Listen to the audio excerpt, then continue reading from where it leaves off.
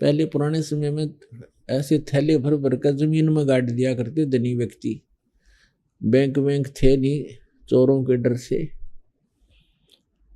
तो परमात्मा कहते हैं फिर अचानक मृत्यु हो जाती है उनकी। अब वो दबाया दबाया धन जमीन में रह गया ना, बच्चों को बताते वो कि बच्चे खराब ना कर दें। फिर वो सर्प बन के आते हैं वहां पर, धक्के खाते फिर आकर उसमें उसी स्थान पर अपने घर में, क्योंकि धन में आस्था रह जाए फिर वो सर्प बनता है। और सर्प बन के फिर वो धन ने खोजता हुआ वहां घर में घूमता है और वो पड़ जाता है बच्चों की दृष्टि, फिर उसकी देही तोड़े, उसने मारे लट्ठा गिला।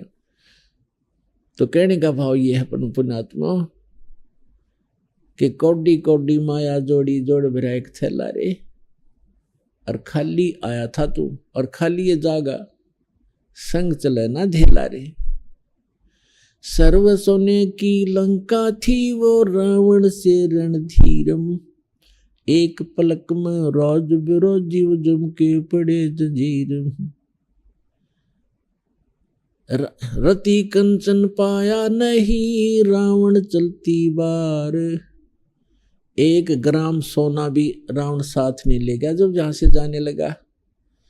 और सारी सोने की लंका बना रखी थी। तो पुण्यात्मा परमात्मा कहते हैं तुम रावण जितने धनी भी ना हो सकते, कितने पैर पटक लियो, और वो कुछ ना लेकर गया, खाली हाथ गया यहाँ से, सत भक्ति ना करके। हालांकि रावण भक्ति भी करता था पर तमोगुणी भगवान शिव की करता था। तो आन उपासना भी करना ना करना बराबर है, चाहे छोटा मोटा यहाँ से राह तुम्हें मिल भी जाओ उससे, उसका फायदा क्या हुआ। फिर बताते हैं मात पिता तेरा कुटुंब कबीला, यो कोई दिन का मेला रे। सबको मालूम है इस बात का। अब बड़ी दुर्दांत घटना भी केदारनाथ के ऊपर उत्तराखंड के अंदर घटी है, यह हृदय से हट नहीं रही कि श्रद्धालु भगवान के लिए वहां गए थे। भगवान तो वहां था नहीं, काल और गले में मौत और गले में डाल ली। अब परिवार के परिवार नष्ट हो गए। आराम तो बैठे थे सभी, कोई कुछ कर रहा था, कोई कुछ सोच रहा था, भविष्य की स्कीमें बना रहे थे, और एक सेकंड में कैसा नाश हो गया, खंडर बन गया। वो जिसने पूजन गए थे उसका नाम निशान नहीं। तो वो भक्ति अगर सही हो तो कोई दिक्कत नहीं, मौत मात भी देखी जा, वो भी हमारे बस की बात नहीं, भगवान के लिए तो हम तड़पते ही रहेंगे।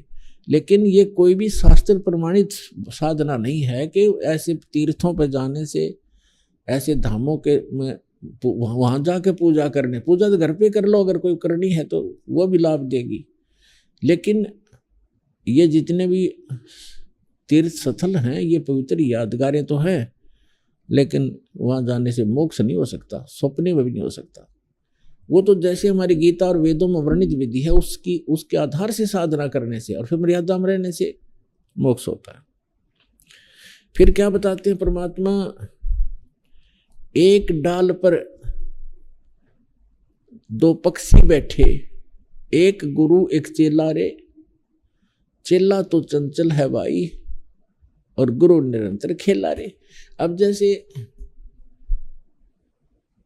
एक यहां तो एक तो बताया तो गुरुजी होते हैं, गुरुजी परमात्मा से परिचित होते हैं और वो अपनी मर्यादा में रहकर भक्ति करते हैं, और चेला थोड़ा चंचल होता है।